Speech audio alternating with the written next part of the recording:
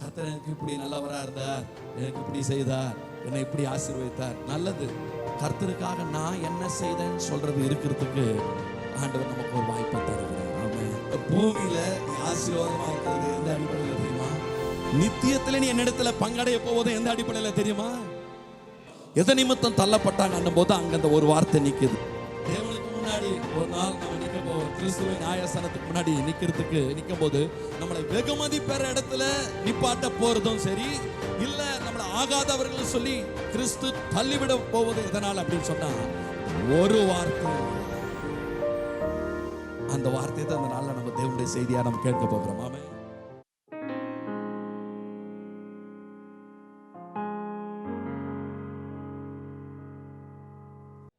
கர்த்தர் நாமத்துக்கு மகிமை உண்டாவதா. இந்த நாளில் ரொம்ப முக்கியமான ஒரு விஷயத்தை நம்ம பார்க்க போகிறோம். கடந்த நாட்கள் தேவனுடைய செய்தியில் பார்க்குறப்ப இந்த நியாயத்தீர்ப்பை குறித்து தியானித்ததில் என் உள்ளத்தில் ஒரு வார்த்தை ரொம்ப ஸ்ட்ராங்காக நிற்குது. ஆமென். ஒரு வார்த்தை தான். அல்லேலூயா.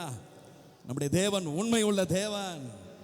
வேதம் தெளிவாய் சொல்லுகிறது, தேவனே சத்தியபரர் என்றும் எந்த மனுஷனும் போயன் என்றும் சொல்வோமாக. அல்லேலூயா. மனுஷனை குறித்து வேதத்தில் பார்க்கும்போதெல்லாம் பார்த்தா கவனிங்க, மனுஷர் எல்லாருமே என்ன அப்படி உண்மை என்ற விஷயத்தை தான் நல்லா நம்ம பார்க்க போகிறோம்.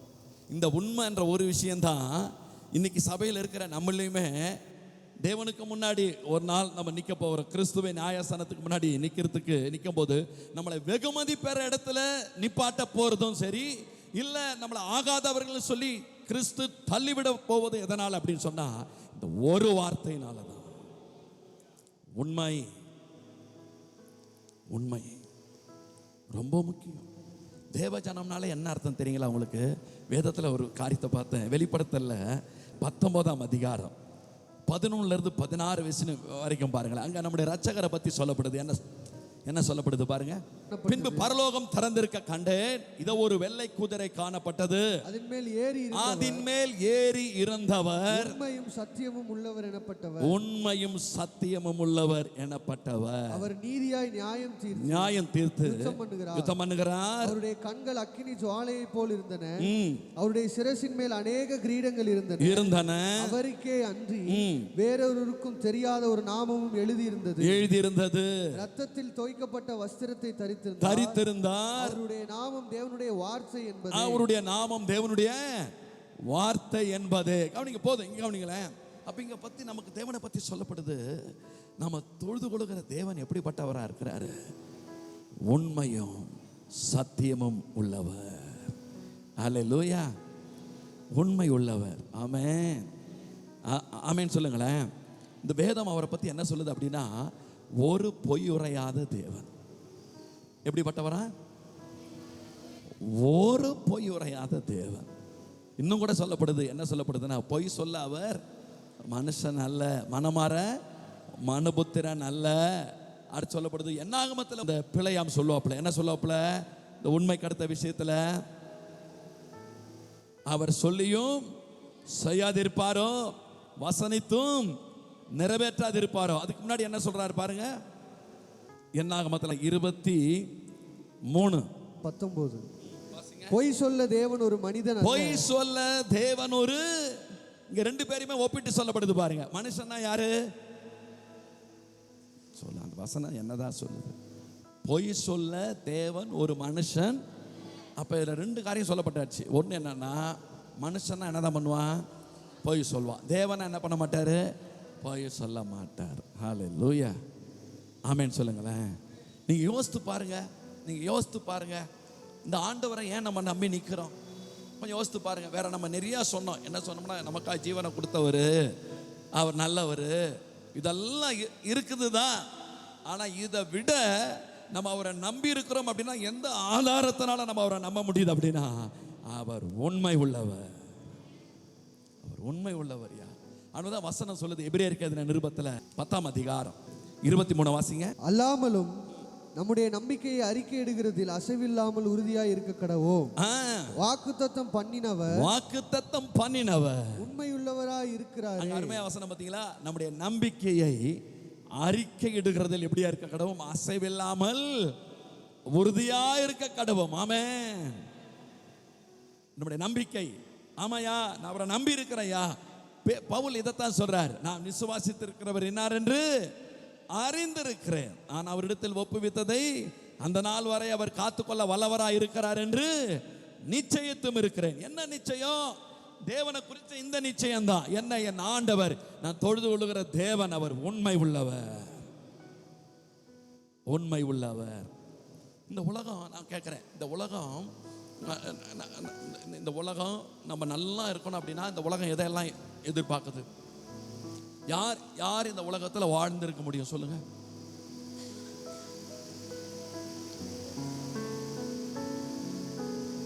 நல்ல ஒரு பின்னணி நமக்கு இருந்துச்சுன்னு வச்சுக்கோங்க, நமக்கு நல்ல ஒரு பேக்ரவுண்டு, நமக்கு ஒருவேளை நிறைய சொத்து, நமக்கு பெரிய இடத்துல செல்வாக்கு, வேற என்ன சொல்றது, நமக்கு ரொம்ப ஞானம், சாமர்த்தியம், இதெல்லாம் இன்னைக்கு உலகம் நினைக்குது. இதெல்லாம் இருந்தால் என்ன பண்ணிடலாம்? இந்த பூமியில் வாழ்ந்துடலாம், நல்லா இருந்துடலாம், நல்லா இருந்துடலாம். உலகம் நினைக்குது இப்படி. இதை நினைச்சுதான் அது என்ன பண்ணுது? ஓடுது. நிறைய பேர் சொல்லுவாங்க, பார்த்துருக்கீங்களா, எனக்கெல்லாம் அப்படி ஒரு வாய்ப்பு சூழ்நிலை இருந்தால் நான் என்ன எப்படி இருந்திருப்பேன்? நல்லா இருந்திருப்பேன். எனக்கு கொஞ்சம் அந்த நேரத்தில் கொஞ்சம் கையில் காசு இருந்தால் நான் எப்படி இருந்திருப்பேன்? நல்லா இருந்திருப்பேன். ஆமென். கொஞ்சம் இவங்க அந்த நேரத்தில் கொஞ்சம் எனக்கு அந்த ஒரு ஆதரவு இருந்தால் நான் என்ன பண்ணியிருப்பேன்? இதெல்லாம் நான் இல்லைன்னு சொல்லலை. ஆனால் உலகம் அதைத்தான் சார்ந்தே இருக்குது. ஆனால் நம்ம யார் தெரியுமா? நம்மளை குறித்து வேதம் என்ன தெரியுமா சொல்லுது? வேதம் சொல்லுகிறது, உத்தமனுக்கு கர்த்தர் துணை. நீ மாத்திரம் உண்மையா இருந்தினா, உனக்கு யார் எந்த ஒரு அனுகூலம் இருக்குதோ இல்லையோ, உனக்கு பண பின்புலம் இருக்குதா இல்லையோ, உனக்கு செல்வாக்கு மிக்கவர்கள் உனக்கு பின்புலமா இருக்கிறார்களா இல்லையோ, உனக்கு ஞானம் இருக்குதோ இல்லையோ, உனக்கு உண்மை உத்தம மாத்திரம் இருந்தா கர்த்தர் உனக்கு துணையாய் நிற்பார். ஆமென். ஹல்லேலூயா.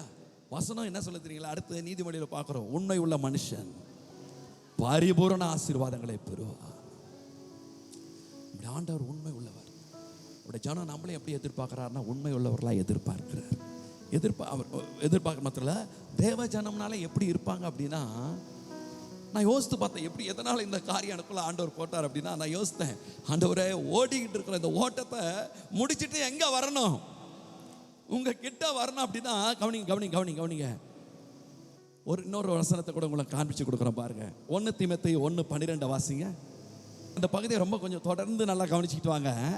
1 தீமோத்தேயு 1:12, என்னை பலப்படுத்துகிற நம்முடைய கர்த்தராகிய இயேசு கிறிஸ்து என்னை உண்மை உள்ளவன் என்று எண்ணி இந்த ஊழியத்திற்கு ஏற்படுத்தினபடியால் அவரை தோத்தரிக்கிறேன். சரி, இவருடைய நிலைமை என்ன? கொஞ்சம் வாசிங்க.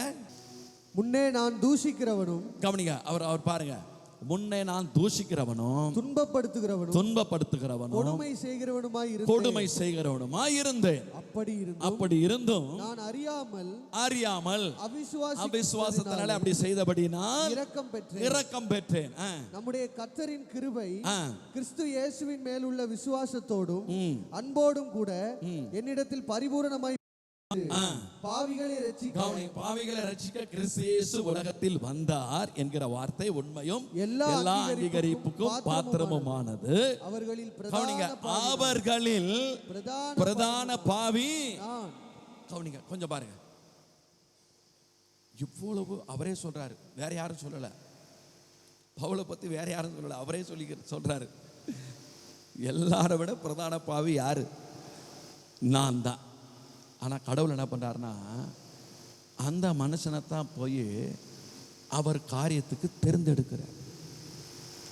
எதனாலயா தேர்ந்தெடுத்தாரு அப்படின்னா, அவரே சொல்கிறாரு, என் திறமையை பார்த்து தேர்ந்தெடுக்கலையா, எனக்கு இருக்கிற ஞானத்தை பார்த்து அவர் என்னை தேர்ந்தெடுக்கலை, இல்லை எனக்கு இருக்கிற செல்வாக்கு, நான் யூதன், நான் பரிசேயன், நான் ராஜ வம்சத்தில் வந்தவன், நான் பெஞ்சமின் கோத்திரத்தான், நான் வேதத்தை கற்று தேறினவன், இதெல்லாம் பார்த்து என்னை தேர்ந்தெடுக்கலை. ஒன்று தான் உண்மை உள்ளவன் என்று எண்ணின்னு தான் இருக்கு. அங்கே கூட என்ன விஷயம் என்னன்னா, உண்மை உள்ளவன் என்று பார்த்துன்னு இல்லை, எண்ணினா என்ன அர்த்தம்? நம்பி. அப்போ ஒன்று கவனிக்க, ரொம்ப முக்கியம் இது. ஆண்டவர் என்ன அவ்வளவு இந்த ஒரு விஷயத்தில் என்னோட இடைப்படுகிறார். நம்மளும் ரொம்ப கவனமாக இருக்கணும். கடவுளுக்கு கொஞ்சம் கவனிங்களேன். கடவுளுக்கு இந்த பூமியில் தெய்வம் அவருடைய பிள்ளைகளான நம்மிடத்துல என்னதாயா எதிர்பார்க்கிறார்னா வேற எதுவுமே இல்லை, உண்மை. ஒன்றை தான் கர்த்தர் எதிர்பார்க்கிறார். இந்த உண்மைன்றது கவனிங்க, இந்த உண்மைன்றது நாம தான் நடந்து காட்டணும். அதே பவுல் சொல்றாரு, என்னை பலப்படுத்துகிற, நம்ம எவ்வளவு பலவீனமாக இருந்தாலும் சரி வேண்டிய பலனை அவர் சப்ளை பண்ணுவார். நம்முடைய காரியத்துக்கு எவ்வளவு பொருளாதாரம் தேவையா இருக்கட்டும் அவர் சப்ளை பண்ணுவார். நம்முடைய காரியத்துக்கு எவ்வளவு செல்வாக்கம் மிக்க அவருடைய தயவு வேணுமோ அதெல்லாம் அவர் சப்ளை பண்ணுவார். நான் சொல்றது எத்தனை பேருக்கு புரியுது? எல்லாம் அவர் நமக்கு சப்ளை பண்ணுவார். ஒரு யோசேப்புக்கு போகிற எல்லார் கண்களில கர்த்தர் என்ன கிடைக்க பண்ணினாரா? தயவு கிடைக்க பண்ணினார். போத்திபார் வீட்டில் தயவு, அந்த போத்திபார் அந்த எஜமான் கண்களில் தயவு, சிறைச்சாலைக்கு போனா அங்க தயவு, பார்வோன் கண்களிலேயே தயவு. கர்த்தர் அதை செய்வார். அதே போல நம்மளை ஆசீர்வதிப்பது அவருக்கு ரொம்ப லேசான காரியம். ஒரு ஈசாக்க பஞ்சத்துல 100 மடங்கு பலன் கொடுத்து பிளஸ் பண்ண அவரால் முடியும். ஆமென் சொல்லுங்க. நமக்கு ஞானம் தர அவரால் முடியும். அவர் தான் ஞானத்தின் ஐஸ்வர்யம். இதெல்லாம் அவர் நமக்கு செய்யறதுக்கு அவர் போதுமானவர். எல்லாம் நமக்கு அவரால் முடியும். ஆனா நம்ம கிட்ட இருந்து அவர் எதிர்பார்க்கறதெல்லாம் ஒன்னே ஒன்று தான், உண்மை. உண்மை. தெய்வத்தை நான் வேதத்தில் பார்த்துட்டேன், நெடுகவே நான் பார்த்துட்டேன். பார்த்தா என்னதாயா ஒரு விஷயம் அப்படின்னு பார்த்தா, நீங்க யோசித்து பாருங்க, வேற என்ன கடவுள் நம்ம கிட்ட எதிர்பார்க்கிறார் சொல்லுங்க? வேற என்ன எதிர்பார்க்கிறார்? அவரை நம்ம நேசிக்கணும்னு சொல்றோம், நேசமும் என்னதான் அதுல உண்மை. அவருக்கு பயப்படணும் அதுல உண்மை. கொடுக்கிறது அதுல உண்மை. எல்லாமே அந்த உண்மைக்குள்ளதான் இருக்கு. உண்மை அது வேணும், அதுல அது வேணும். அதுல அவருக்காக பிரயாசப்படுறோம், ஓடுறோம், நல்லது. எல்லாவற்றிலும் என்ன இருக்கணும்? உண்மை. உண்மை. இதுதாங்க மனுஷர் பகுதியில் தேவனுடைய காரியமே. நம்ம பகுதியில் கடவுள் என்னையா எதிர்பார்க்கிறார் அப்படின்னா அந்த ஒன்னே ஒன்று தான், உண்மை. ஆமென். ஆமென் சொல்லுங்களேன். ஹல்லேலூயா, ஹல்லேலூயா. வேதம் என்ன சொல்லுது? நம்ம பார்த்தோம், வெளிப்படுத்தல இரட்சகரை குறித்து பார்த்தோம். அவரை பற்றி சொல்லப்பட்ட விஷயத்தில் அவர் வஸ்திரத்தை எப்படி தோய்த்திருந்தாரா? ரத்தத்தால் தோய்த்திருந்தார் அப்படின்னு பார்த்தோம். உடைய நாமம் என்னவா? தேவனுடைய வார்த்தை. அவரை பற்றி ஆரம்பத்திலே சொல்லப்படுது, அவர் உண்மையும் சத்தியமும் உள்ளவர் என்று எண்ணப்பட்டவர். அல்லேலூயா. அவர் உண்மை உள்ளவர். ஆமென் சொல்லுங்களேன். சரி, தேவஜனம் நம்மளையும் வேதம். சரி, அந்த பகுதி கொஞ்சம் தொடர்ந்து வாசிங்க. பரலோகத்தில் உள்ள சேனைகள் அடுத்து வருது பாருங்க. பரலோகத்தில் உள்ள சேனைகள் எல்லாம் என்ன பண்ணனதான்? வெண்மையும் சுத்தமுமான மெல்லிய வஸ்திரம் தரித்தவர்களாய் வெள்ளை குதிரைகளின் மேல் ஏறி அவருக்கு பின் சென்றார்கள். அடுத்து வாசிங்க. புறஜாதிகளை வெட்டும்படிக்கு அவருடைய வாயிலிருந்து கூர்மையான பட்டயம் புறப்படுகிறது. இருப்பு கோலால் அவர்களை அரசாளுவார். அவர் சர்வ வல்லமையுள்ள தேவனுடைய உக்கிர கோபமாகிய மதுவுள்ள ஆலையை மிதிக்கிறார். ராஜாதி ராஜா, கவனிங்க, ராஜாதி ராஜா, கர்த்தாதி கர்த்தா என்னும் நாமம் அவருடைய வஸ்திரத்தின் மேலும் அவருடைய தொடையின் மேலும் எழுதப்பட்டிருந்தது. கவனிங்க. அப்ப கர்த்தாதி கர்த்தர், ராஜாதி ராஜா எப்படி இருக்கிறாரு? உண்மை உள்ளவராக இருக்கிறார். உண்மை உள்ளவராக இருக்கிறார். இப்போ ஆண்டவர் வந்து கவனிங்களேன், கொஞ்சம் பாருங்க.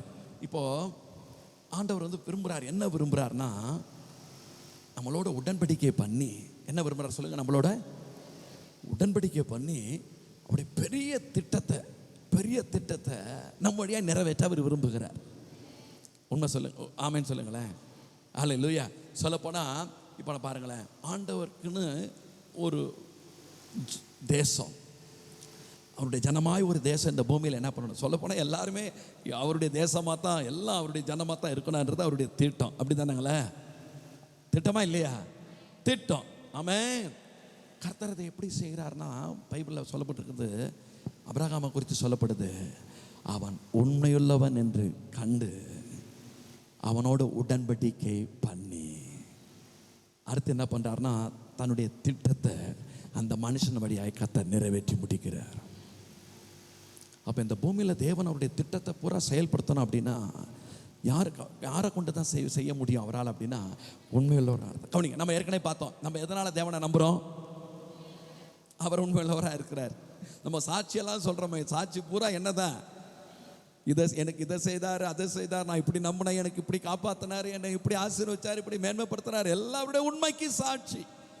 வேதமே சொல்லுகிறது, அவருடைய உண்மை அவரை சூழ்ந்து இருக்குதான். அவருடைய உண்மை என்ன பண்ணுதான், அவரை பரிசுத்தவானுடைய சபையில் அவருடைய உண்மை விளங்கும். ஆமென். உண்மை விளங்கும். அல்லேலூயா. சரி, உண்மைதான். நம்ம அவருடைய உண்மையினால அவரை நம்ம நம்ப முடியுது. நம்ப முடியுதா இல்லையா? கண்ணை முடிக்கிட்டு நம்மளால அவரை என்ன பண்ண முடியுது? நம்ப முடியுது. ஆனால் ஆண்டவர் இப்போ என்ன ஏங்குறார் அப்படின்னா, நான் உன்னை நம்ப முடியுமா? நான் உன்னை நம்ப முடியுமா? உன்னை கொண்டு ஒரு பெரிய காரியத்தை செய்யணும், இப்போ இந்த பகுதியிலேயே அவருடைய ராஜ்யத்தை ஸ்தாபிக்கணும் அப்படின்னா கர்த்தர் கேட்கிறார், நான் உன்னை நம்ப முடியுமா? நீ என்ன நம்புற? எந்த ஆதாரத்தினால? உண்மை, அது மேல நீ நிற்கிற, அதில் நிற்கிறதுனால நம்பிக்கை என்ன பண்றதில்ல, அசைக்கப்படுவது இல்லை. அப்ப கர்த்தர் கேட்கிறாரு, நீ என்ன நம்ப முடியுத, நான் உன்னை நம்ப முடியுதா? நான் உன்னை நம்ப முடியுமா? எந்த ஒரு விஷயத்தை நம்மளை குறித்து திட்டம் என்னெல்லாம் இருக்கோ, ஒரு ஊழியம் அப்படின்னாலும் சரி, இல்லை தேவனுக்கான ஒரு, நம்ம பாரு ஞானஸ்தானத்தை நம்ம என்னதான் பண்ணியிருக்கிறோம், ஆண்டவரோட அந்த உடன்படிக்கையில் அவர் உண்மையாக இருக்கிறாரா இல்லையா? இதுவரை உண்மையாக இருக்கிறார், இனியும் உண்மையாக இருப்பார். ஆனால் அவர் என்ன ஏங்குறார் அப்படின்னா, நம்ம பார்த்துட்டோம் மனுஷர் பகுதியில், நம்ம பகுதியில் அவர் ஏங்குறதெல்லாம் இந்த ஒன்று தான், உண்மை. ஆமேன்னு சொல்லுங்க, உண்மை. ஆமென். அவருக்கு நம்ம வாழ ஒப்பு கொடுத்தோமே, அதில் உண்மையாக இருக்கிறோமா? நம்ம சொன்னோம் ஞானஸ்தானத்தில் என்ன சொன்னோம், இனி யாருக்காகத்தான் வாழ்வேன். ஒரு உடன்படிக்கை ஒப்பந்தம் வருது பாருங்க. உடன்படிக்கையில் பிரதானமே என்ன சொல்லுங்க, உடன்படிக்கை அது நிலைத்து நிற்க வேண்டுமானால் அங்கே என்ன இருக்கணும்? யார் யார் பகுதியில் உண்மை இருக்கணும்? 2 பேர் பகுதியில் உண்மை இருக்கணும். 2 பேர் பகுதியில் உண்மை இருந்தாதான் உடன்படிக்கை நிலைத்து நிற்கிறதா இருக்கு. அப்ப தேவ சபை நம்ம பகுதியில் உண்மை ஆண்டவர் கேட்கிறாங்க. இவருக்காக நான் வாழ்வேன், இவருக்காக நான் ஓடுவேன், என் ஜீவன் இவருக்காகத்தான், எனக்கு உண்டானதெல்லாம் இவருக்காகத்தான். கவனிங்க, இதை நம்மளா ஒப்பு கொடுத்தோமா, யாராவது நம்மளை கட்டாயப்படுத்தினாங்களா? சொல்லுங்க. நம்மளா தான் ஒப்பு கொடுத்துருக்குறோம். ஆனால் இந்த விஷயத்தில் அன்னைக்கு நம்ம ஒப்பு கொடுத்தோம், கர்த்தர் நம்மளை என்ன பண்ணினாரு? நடத்தினாரு. நம்மளும் அவரோட உடன்படிக்கை பண்ணோம். கவனிங்க, நம்ம அவரோட உடன்படிக்கை பண்ணப்போ ஆரம்பத்தில் நமக்கு அவரை பற்றி நல்லா தெரியுமா?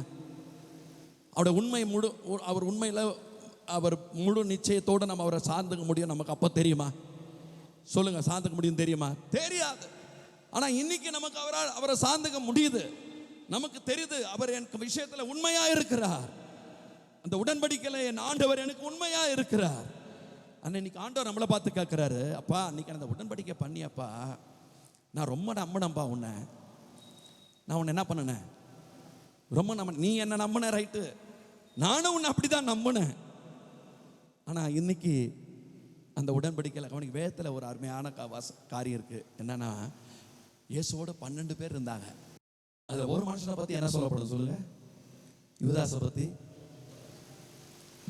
கேட்டின் மகன் இல்லை. இப்போ நம்ம பார்த்துக்கிற விஷயத்தின்படி பார்த்தா துரோகியான யூதாஸ் காரியோத்.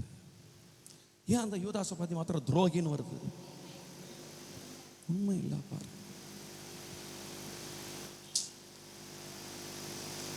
நான் கேட்குறேன், இந்த காரியம் ஆண்டோடைய உள்ளத்தை உடைச்சிருக்கமா இல்லையா? நம்ம குடும்பத்திலே பார்ப்போம். கொஞ்சம் கவனிங்க. நம்ம இந்த உலகத்திலே உறவுகளே நம்ம பார்த்தோம்னா தெரியும், நல்ல நண்பர்களாக இருப்பாங்க, ரொம்ப அதாவது நண்பர்கள்னு இருப்பாங்க. அதில் ஒருத்தன் பார்த்தா ரொம்பவே எப்படி இருப்பான், உண்மையாக அந்த நண்பனை நேசித்து எல்லாம் பண்ணிட்டு இருப்பான். ரொம்பவே, அதாவது மனைவி பிள்ளைகளுக்கு கூட தெரியாமல், பெற்றோருக்கு கூட தெரியாமல் அந்த நண்பனை நேசித்து எல்லாம் பண்ணிக்கிட்டு இருப்பான். அவனுக்காக எதையும் செய்ய ஆயத்தமாக இருப்பான். கேட்குற பணத்தை கொண்டு போய் கொடுப்பான், எதையும் செய்ய, எதையும் விற்க வைக்க எல்லாம் இருப்பான். ஆனால் அந்த மனுஷன் துரோகம் பண்ணிட்டான்னு வச்சுங்க, உண்மையாக இல்லாமல் போயிட்டான்னு வச்சுங்க, இந்த நண்பன் காரியம் என்ன ஆகிடும், நொறுங்கி போயிடுவான். குடும்பத்தில் கணவன் மணி வாழ்க்கையிலையும் பார்க்குறான். கணவன் உண்மையாக இருந்து, இதில் இன்னொரு விஷயம் என்ன தெரியுமா உங்களுக்கு, இதில் இன்னொரு பகுதி என்ன தெரியுமா,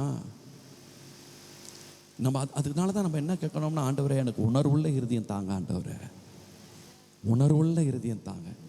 இப்படி உமக்கான வாழ அர்ப்பணிச்சிருக்கிறேன், உங்களோட உடன்படிக்கை பண்ணியிருக்கிறேன், நீரும் நானும் ஒரு ஒப்பந்தத்தில் இருக்கிற ஒரு உடன்படிக்கை ஒப்பந்தம் வேற, அதை விட இது ரொம்ப கான்ட்ராக்ட் வேற, இது ரொம்பவே அதிகம் இது. அப்போ இதில் நீர் எனக்கு இவ்வளோ உண்மையாக இருக்கும்போது நானும் உமக்கு எப்படி இருக்கணும், உண்மையாக இருக்கணுமே ஆண்டவரே, நான் உண்மையாக இருக்கணும். நான் கொஞ்சமாக என்ன பண்ணிடக்கூடாது, வேதனைப்படுத்திடவே கூடாது. சபையில் உண்மை, குடும்பத்தில் உண்மை, வேலை ஸ்தலத்தில் உண்மை, செய்யும் தொழிலில் உண்மை, எல்லா இடத்துல உறவுகள் மத்தியில் உண்மை. உண்மை யாருக்காக, வேற யாருக்காக, ஆண்டவருக்காக, தெய்வத்துக்காக. அவர் உள்ளத்தை நான் என்ன பண்ணிட மாட்டேன், வேதனைப்படுத்திடவே மாட்டேன். அல்ல ஆமேன்னு சொல்லுங்க. தேவஜனத்தை பற்றி என்ன சொல்லுது அப்படின்னு பார்த்தா, அங்கே பார்க்குறோம் வெளிப்படுத்தல 17-14 வாசிங்களேன். இவர்கள் ஆட்டுக்குட்டியானவருடைய யுத்தம் பண்ணுவார்கள். ஆட்டுக்குட்டியானவர் கர்த்தாதி கர்த்தரும் ராஜாதி ராஜாவுமாய் இருக்கிறபடியா அவர்களை ஜெயிப்பார். கவனிங்க, அங்கேயும் யுத்தத்தை பற்றி தான் பார்த்தோம், அதே யுத்தத்தை பற்றி தான் இங்கேயும் பேசப்படுது, இந்த புறஜாதிகளோட யுத்தம். சரி, அந்த யுத்தத்தை அவர் ஜெயிப்பார். அவரோடு கூட இருக்கிறவர்கள் அழைக்கப்பட்டவர்களும் தெரிந்து கொள்ளப்பட்டவர்களும் உண்மை உள்ளவர்களுமாய் இருக்கிறார்கள். ஒரு கைத்தட்டு போடுங்க நம்முடைய ஆண்டவருக்கு. அங்க ரொம்ப முக்கியமான வார்த்தை என்ன சொல்லுங்க, உண்மை உள்ளவர்கள். அடுத்து தெரிந்து கொள்ளப்பட்டவர்கள், அவரோடு கூட இருக்கிறவர்கள். அப்போ தேவனோடு கூட இருக்கிறவங்களுக்கான காரியம் என்ன அப்படின்னா, உண்மை. நம்ம அவரை நேசிக்கிறது, உண்மையா இருந்தா நேசித்துருவோம். அவருக்கு பயப்படுறது, உண்மை இருந்தா என்ன பண்ணிடுவோம், பயந்துடுவோம். அவர் வசனங்களுக்கு கீழ்ப்படுகிறது, உண்மை இருந்தா என்ன பண்ணிடுவோம், கீழ்ப்படுத்திடுவோம். ஆமேன்னு சொல்லுங்க, ஆமேன்னு சொல்லுங்களேன். கவனிங்க, சுவிசேஷ பணி செய்யணும்ன்றது யாருடைய கட்டளை? அது உண்மை இருந்தா என்ன பண்ணிடுவோம், கீழ்ப்படிஞ்சிருவோம். சபை ஜெபத்தில் உறுதியாய் தரித்திருந்தார்கள் சொல்லி வேதம் சாட்சி கொடுக்குது. உண்மை இருந்தா நம்ம என்ன பண்ணிடுவோம், ஜெபத்தில் உறுதியாய் நிற்போம், தேவ சபையோட இணைஞ்சு நிற்போம், நாட்டின இடத்துல கர்த்தருக்காய் ராஜ்யத்துக்காய் தீவிரிப்போம். ஆமேன்னு சொல்லுங்க. ஹல்லேலூயா. ரொம்ப முக்கியம். ஆண்டவர் என்னோட பலமாக இடைப்பட்டார் இந்த வார்த்தை வழியா. தம்பி ஒன்று தெரிஞ்சுக்க, அவர் ஆண்டவர் என்னோடு உணர்த்தி சொன்னதை நான் இப்படி தான் புரிஞ்சுக்கிறேன். சொல்கிறாரு, இந்த பூமியில் நீ ஆசீர்வாதமாக இருக்கிறது எந்த அடிப்படையில் தெரியுமா, என்னோடு நீ எவ்வளோ உண்மையாக இருக்கிற அதை பொறுத்து தான். இன்னொரு வசனத்தை உங்களுக்கு காமிச்சு கொடுக்குறேன் பாருங்க. நித்தியத்தில் நீ என்னிடத்தில் பங்கடைய போவதும் எந்த அடிப்படையில் தெரியுமா, என்னிடத்தில் நீ உண்மையாக இருப்பதன் அடிப்படையில் தான். இன்னொன்று, நீ உலகத்தில் கடந்த, நீ எனக்குள்ள வந்ததை எந்த அடிப்படையில் தெரியுமா, உண்மை. எப்படி உண்மையின் அடிப்படையில்? கவனிங்க, எல்லாரும் பாவிகள் தான் உலகத்தில். எல்லாரும் யார் தான்? நல்லா கவனிக்கணும். உலகத்தில் எல்லாருமே யாரு? பாவிகள் தான். சொல்லப்போனால் இருளில் இருக்கிறோம், அப்படி தானே? இப்போ உலகத்திற்கு மெய்யான ஒளி வந்துடுச்சா இல்லையா? வந்துடுச்சு. இப்போ நாமெல்லாம் அந்த ஒளி இடத்துல திரும்பிட்டோமே, எதனால? இந்த ஒளி உலகத்தில் வந்திருந்தோம், இன்னும் ஜனங்கள் இந்த ஒளி இடத்துல திரும்பாம இருக்கிறாங்களே. கேள்விப்படாம இருக்கிறது அது வேற, அறிஞ்சும் இந்த ஒளி இடமா திரும்பாம இருக்கிறாங்களே, எதனால? கவனிங்க, வேதம் தெளிவா சொல்லுது. அந்த பகுதியை மாத்திரம் வாசித்துருங்களேன். யோவான் எழுதின சுவிசேஷம் 3ஆம் அதிகாரம் 17-18 வாசிங்க. உலகத்தை ஆக்கினைக்குள்ளாக தீர்க்கும்படி தேவன் தம்முடைய குமாரனை உலகத்தில் அனுப்பாமல் அவராலே உலகம் ரட்சிக்கப்படுவதற்காகவே அவரை அனுப்பினார். நல்லா நமக்கு தெரியும் இந்த வசனம். தேவன் குமாரன் ரட்சகர் இயேசு இந்த பூமிக்கு வந்தது பாவிகள் நம்மை மீட்க, முழு மனுக்குலத்தையும் ஆக்கினைக்குள்ளாய் தீர்க்க அல்ல, மாறாக ஆக்கினைக்கு தப்புவிக்க, நம்மை அழிவிலிருந்து மீட்டெடுக்க ரட்சகர் இந்த பூமிக்கு வந்தார். ஆமென். நரக ஆக்கினை நின்று நம்மை தப்புவிக்க அவர் இந்த பூமிக்கு வந்தார். நம்மளை ஆக்கினைக்குள்ளாய் தீர்க்க அல்ல, நரக அழிவுக்கு நம்மளை ஒப்பு கொடுக்க அல்ல. அடுத்த வசனம் வாசிங்க. அவரை விசுவாசிக்கிறவன் ஆக்கினைக்குள்ளாக தீர்க்கப்படான், விசுவாசியாதவனோ தேவனுடைய ஒரே பேரான குமாரன் மீது நாமத்தில் விசுவாசம் உள்ளவனாய் இராதபடியினால் அவன் ஆக்கினைக்கு. கவனிங்க கொஞ்சம் இந்த வசனத்தை பாருங்க. இங்க இந்த வசனத்தை பார்த்தீங்கன்னா அங்க சொல்லப்படுது என்ன அப்படின்னா, இந்த ரட்சகர் இயேசுவை பற்றி அந்த நற்செய்தியை கேட்டு நம்புறவனுக்கு என்ன இல்லை, அவரை நம்புறவனுக்கு ஆக்கினை தீர்ப்பு இல்லை. இந்த வசனத்தை கொஞ்சம் கவனிங்க. விசுவாசி அதவனு ஒருத்தன் நம்பலை, கேட்குறான், ஆனால் அவன் என்ன பண்ணலை, நம்பலை. வசனம் சொல்லுது தேவனுடைய ஒரே பேரான குமாரனுடைய நாமத்தில் விசுவாசம் உள்ளவனாய் இராதபடினால். அவன் விசுவாசிக்கல, நம்பல. ஆனபடினால என்னவா, அவன் ஆக்கினை தீர்ப்புக்கு உட்படுவானா, உட்பட்டு ஆயிற்றா. அப்படின்னா என்ன அர்த்தம்னா, பாவிகளா இருக்கிற அத்தனை பேருமே ஏற்கனவே தண்டனைக்கு உரியவர்களாக தான் இருக்கிறோம். நம்பனா தண்டனைக்கு தப்புறோம். ஆமேன்னு சொல்லுங்க. கவனிங்க, இப்போதான் முக்கியம். ரட்சிக்கப்படாத உறவுகள் பூரா இப்ப எங்க இருக்கிறாப்ல?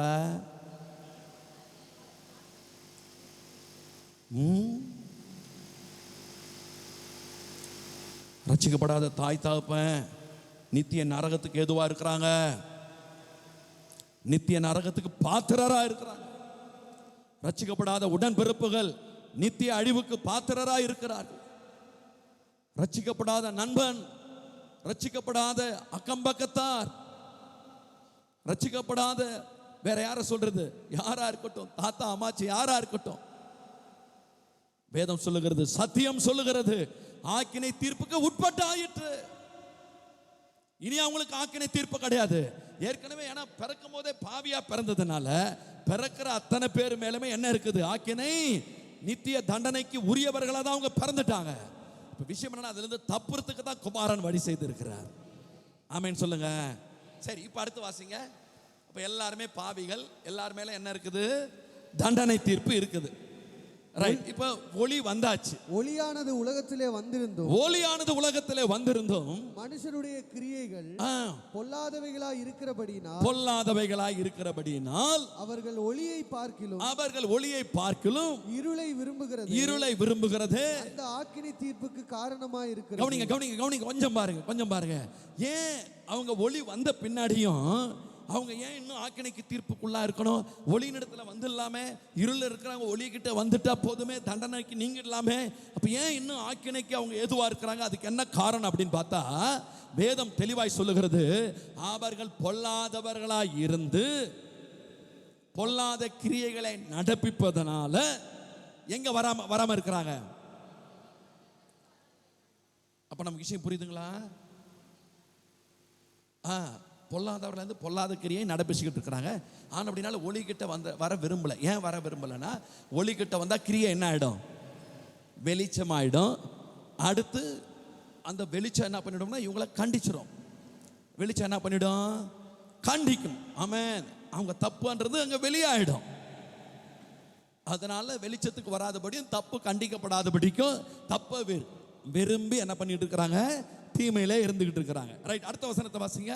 பொல்லாங்கு செய்கிற எவனும் ஒளியை பகைக்கிறான், தன் கிரியைகள் கண்டிக்கப்படாதபடிக்கு ஒளியினிடத்தில் வராதிருக்கிறான். சத்தியத்தின்படி செய்கிறவனோ. கவனிங்க பாருங்க. இப்ப என்ன வரணும் அங்க இந்த இடத்துல? பொல்லாங்கு செய்கிற எவனோன்னு வருது. இப்ப அடுத்து என்ன வரணும்? வசனம் எப்படி வரணும்? பொல்லாங்கு செய்கிறவன் ஒளிக்கிட்ட வரமாட்டான். நன்மை செய்கிறவன் எவனோ. ஆப்போசிட் என்னது, அப்படிதான் வரணும். ஆனா என்ன வருது? அந்த வசனம் போடுங்க. சத்தியத்தின்படி செய்கிறவனோ. சத்தியத்தின்படி. அப்ப என்னங்க சத்தியத்தின்படி செய்கிறவன்? அவன் தான் ஏற்கனவே பாவியா இருக்கிறான். அவன் என்ன போய் சத்தியத்தின்படி செய்ய போறான்? அவனுக்கு எத்தனை பேருக்கு புரியுது ஆண்டவர் வார்த்தை அப்படின்னா என்ன அர்த்தம்? சத்தியத்தின்படி செய்கிறவனா என்ன அர்த்தம்? இருதயத்திலிருந்து ஒரு உண்மையா இருக்கிறவன் என்ன பண்றானா, ஆமா நான் தப்பு தான் பண்ணிட்டு இருக்கிறேன், நான் என்ன பண்ணிட்டு இருக்கிறேன், தப்பு பண்ணிக்கிட்டு இருக்கிறேன். ஆனா தப்புல இருந்து என்னால என்ன பண்ண முடியல, விடுதலை பெற முடியல. தப்பு பண்ணிக்கிட்டு இருக்கிறேன். அவனுக்குள்ள பாருங்க அந்த உள்ள நிலைமைய ஏற்றுக்கிறான் பாருங்க. தாவீது பாவம் பண்ணப்ப கூட கடவுள் என்ன சொல்வார் தெரியுமா? தாவீது பாவம் பண்ணிட்டு கூட இந்த சங்கீதத்தில் பாடும்போது என்ன சொல்றாருன்னா, உள்ளத்தில் உண்மை இருக்க விரும்புகிறீர். தப்பு அவ்வளவு பெரிய தப்பு, அவ்வளவு பெரிய தப்பு தான். ஆனா தீர்க்க தரிசனமா பாடுறாரு, உள்ளத்துல உண்மை இருக்கு. அப்படின்னா என்ன அர்த்தம்? உண்மைதான் ஆண்டவர், தப்பு தான் நான் அதை ஒத்துக்கிறேன், நீர் தான் நீதிபரர், நான் தண்டனைக்குரிய வந்தா, ஆனா என்ன தண்டிச்சிடாதீங்க, இந்த தப்புல இருந்து என்ன காப்பாத்துருங்க. இந்த உண்மை இருந்துட்டா போதும், கர்த்தர் தூக்கி எடுக்கிறார். அங்க வசனம் அப்படிதான் சொல்லுது, பொல்லாங்கு செய்கிற எவனோ ஒளியை பாய்க்கிறான். அப்ப என்ன பண்ணும்? நன்மை செய்கிறவன் எவனோ ஒளி நிலத்துல வருகிறான். அப்படி இல்லை, வசனம் தெளிவா சொல்லுது, சத்தியத்தின்படி செய்கிறவன் அவனு. பாவியா இருக்கிற மனுஷன் என்ன சத்தியத்தின்படி செய்திட போறான்? அப்ப அங்க வசனம் என்ன அப்படின்னா, இருதயத்தின் உண்மை.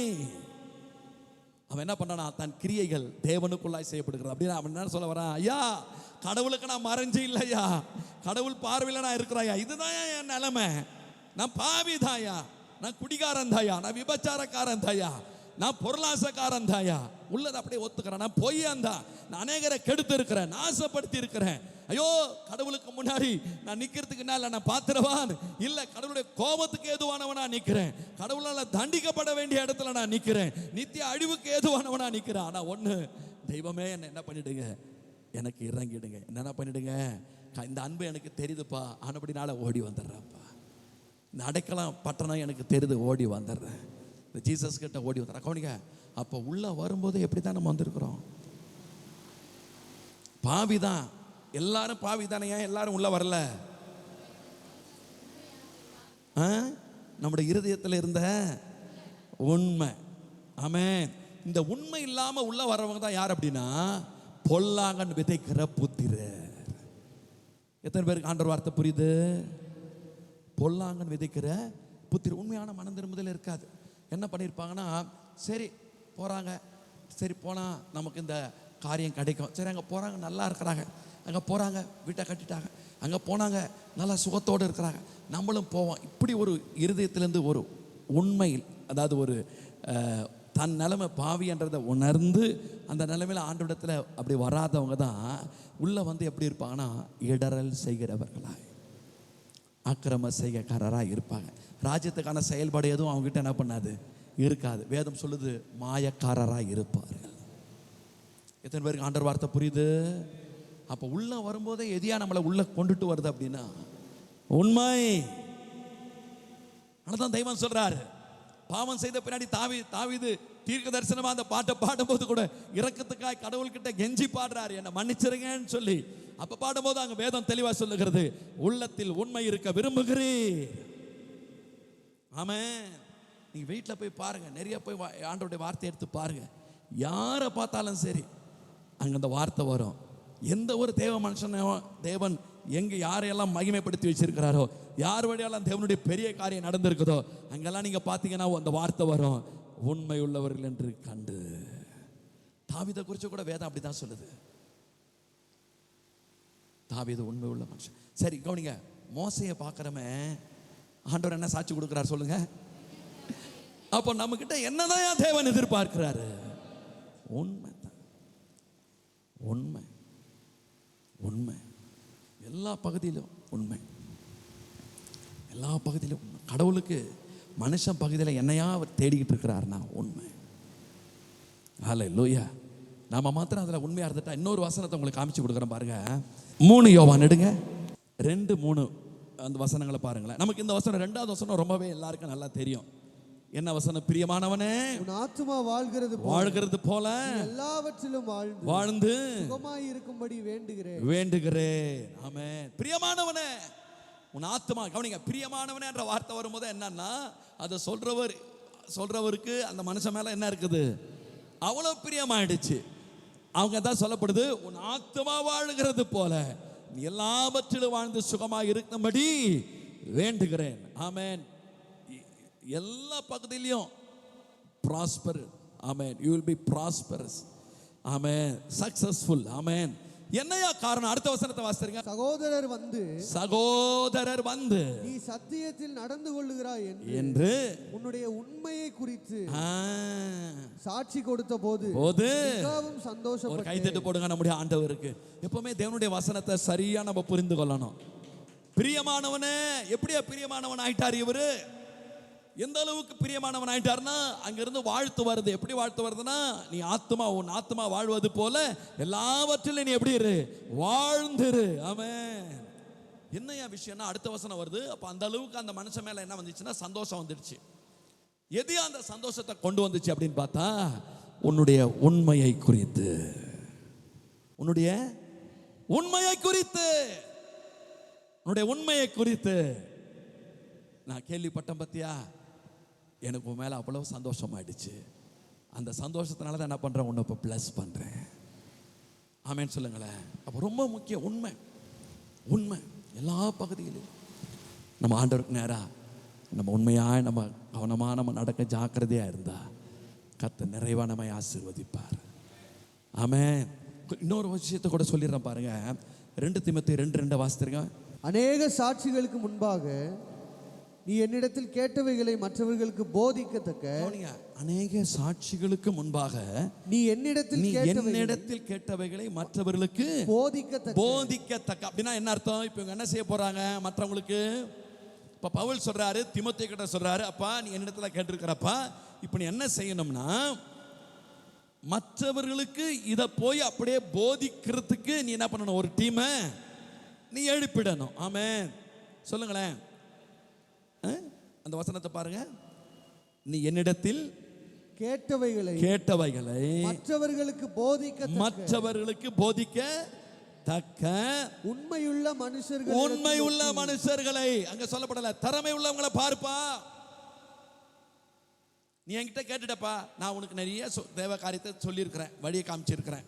இப்போ நீ என்ன பண்ணணும், இதே காரியத்தை போய் இன்னும் மற்றவங்களுக்கு நீ சொல்லி இந்த வழியை காமிக்கணும். இவங்க போய் என்ன பண்ணுவாங்க, மற்றவங்களுக்கு சொல்லுவாங்க, போதிப்பாங்க, வழியை காட்டுவாங்க. ஆனா இதுக்கு யார் தேவை தெரியுமா? இதுக்கு யார், ஐயா எனக்கு இவ்வளோ அறிவு இருக்கு, எனக்கு இந்த திறமை இருக்கு, எனக்கு இவ்வளோ முடியும், நான் இதை சாதிச்சிருவேன், நான் அதை பண்ணிடுவேன், இப்படிப்பட்ட ஆட்கள்லாம் தேவையே கிடையாது. தேவையானவங்க யார் அப்படின்னா உண்மை உள்ளவர்கள். ஆமென்.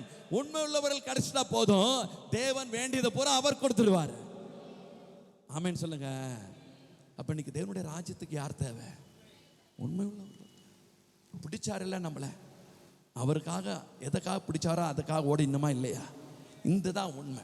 பவுல் அதை தான் சொல்றாரு. ஆனால் அப்படின்னால உண்மை உள்ளவங்க எதை செய்வாங்க அப்படின்னா, பவுல் சொல்றாரு, நான் ஒன்று செய்கிறேன். ஏன்னா அந்த ஒரு விஷயத்துல தான் அவங்க நிற்பாங்க. 10 போய் என்ன பண்ணிட்டு இருக்க மாட்டாங்க. ஒரு மனுஷன் போய் 10 தலையிட்டு இருக்கிறான்னா என்ன அர்த்தம்? ஆண்டவரே சொல்லிட்டார், ஒரு வேலைக்காரன் 2 எஜமானுக்கு என்ன பண்ண முடியாது, உண்மையா இருக்கவே முடியாது. அந்த ஒரு மனுஷனுக்கு உண்மையா. இன்னொன்று, உண்மையா இருக்கிறது எப்போ முடியும் அப்படின்னா, நமக்கு ஆண்டவர் மோசையை குறித்து சாட்சி கொடுத்தார் இல்லைங்களா? மோசே என் வீட்டிலெங்கும். எப்படி மோசே உண்மையா இருந்துக்கிட்டாரு? இப்போ ஒரு வெளிச்சம் ஆண்டவர் நம்மோடு கூட பேசுறார். எப்படி மோசையினால உண்மையா இருக்க முடிஞ்சுச்சு? பைபிளில் சொல்லப்படுது, கட்டளையிட்டபடியேன்னு வருதுங்களா? அப்போ அவர் சித்தம் என்ன இல்லைங்க, செய்வல. எப்படி அதனால முடிஞ்சு அப்படின்னா, எபிரேயர்ல இருக்கு பாருங்க. எபிரேயர்ல 3:5 வாசிங்க. சொல்லப்பட போகிற, கவனிங்க, நமக்கு ஒன்று தெரிஞ்சு போயிடுச்சு. நம்ம எப்படி இருந்தாகணும், உண்மையா இருந்தாகணும். யாரால உண்மையா இருக்க முடியும்? மோசையை பார்க்கிறோம், அங்க வேதம் சாட்சி கொடுக்குது. எப்படியா அவர் உண்மையா இருந்தார் அப்படின்னா, என்னாகமத்தில் 12:7 தேவன் சாட்சி கொடுக்கிறார், என் வீட்டில் எங்கும் அவன் உண்மை உள்ளவன். சரி, எப்படியா உண்மையா இருந்துட்டார் அப்படின்னு பார்த்தா, எபிரேயர்ல சொல்லப்படுது 3:5 வாசிங்க. சொல்லப்பட போகிற காரியங்களுக்கு சாட்சியாக மோசே பணிவிடைக்காரனாய் அவருடைய வீட்டில் எங்கும் எப்படி இருந்தானா, உண்மை உள்ளவனாய் இருந்தான். கவனிங்க, யாருடைய வீடு அது? தேவனுடைய வீட்டில் யார் எஜமான்? தேவன். இப்போ அந்த வீட்டில் தேவன் சாட்சி கொடுக்கிறாரு, என் வீட்டில் இருக்கிறவங்கள இவன் எப்படி இருக்கிறான், எப்படி உண்மையா இருக்க முடிஞ்சிச்சு அப்படின்னா, பணிவிடைக்காரனா. அங்க வந்து நாமளும் நம்ம சுயத்துக்கு நான் எஜமான் நம்ம பார்வைக்கு நடந்தோம்னா உண்மை இல்லாமல் போயிடும். யாரால உண்மையா இருக்க முடியும்னா, எங்க தேவன் வச்சிருக்கிறாரோ அந்த இடத்துல பணிவிடைக்காரனாய், அங்கே சொல்லப்படுறதை செய்கிற இடத்துல தேவன் என்ன வச்சிருக்கிறார், அதை நான் செய்திருவேன். அதை நான் என்ன பண்ணிடுவேன், செய்து. அப்படி இருந்துக்கிட்டோம்னா எத்தனை பேருக்கு ஆண்டவருடைய வார்த்தை புரியுது? அப்படியே எழுந்து கொள்வோம். ஆண்டவருடைய சமூகத்தில் எழுமி நில்லுங்க. நம்ம ஜெபிக்க போகிறோம். கர்த்தர் நல்லவர். கவனிங்க, ஒரு காரியத்தை கர்த்தர் நம்மோடு பேசுகிறார் அப்படின்னா, ஒரு விதையை நமக்குள்ள போடுறார் அப்படின்னா, வீட்டில் போய் நல்லா இந்த வார்த்தையை என்ன பண்ணுங்க, தியானிங்க தியானிங்க, இன்னும் வேதத்தை புரட்டுங்க. அது மாத்திரமல்ல, அந்த வார்த்தைக்கு இன்னும் ஒப்பு கொடுங்க. ஹல்லேலூயா. யாரால இங்க உண்மையா இருக்க முடியும்? பணிவிடக்காரனாய் ஏற்படுத்தப்பட்ட இடத்துல, கர்த்தர் நாட்டி இருக்கிற இடத்துல, அது எங்க இருக்கட்டும். கவனிங்களேன், ஒரு வேலை ஸ்தலத்துல இந்த மனுஷன் உண்மை உள்ளவன் எப்போ அந்த எஜமான் சொல்ல முடியும், அந்த ஓனர் சொல்ல முடியும்? அங்கே இந்த மனுஷன் பணிவிடக்காரனாய் நடந்து கொண்டா இவன் உண்மை உள்ளவனா இருந்துருவான். ஏன்? அந்த எஜமானுடைய விருப்பத்தை, எஜமானுடைய அந்த சித்தத்தை நிறைவேற்ற இடத்துல நான் இங்கே இருக்கிறேன். ஒரு சபையில் ஒரு தேவனுடைய பிள்ளை உண்மையா இருக்கிறாங்க அப்படின்னா என்ன அர்த்தம்னா, அங்க தேவன் ஏற்படுத்தி இருக்கிற தலைமைத்துவத்துக்கு ஒப்பு கொடுத்தலோட உண்மையா இருந்துட்டா அந்த இடத்துல ஆமேன் பணிவிடக்காரனாய் நடந்து கொண்டுட்டா போதும். அங்க உண்மை. ஆமேன் சொல்லுங்களேன். குடும்பத்திலே அப்படிதான். கணவன் மனைவி ஒருத்தருக்கு ஒருத்தர் எப்படி உண்மையா இருக்க முடியும்? பணிவிடக்காரனாய் தேவ சித்தம் செய்யற இடத்துல கர்த்தர் வச்சிருக்கிறார்.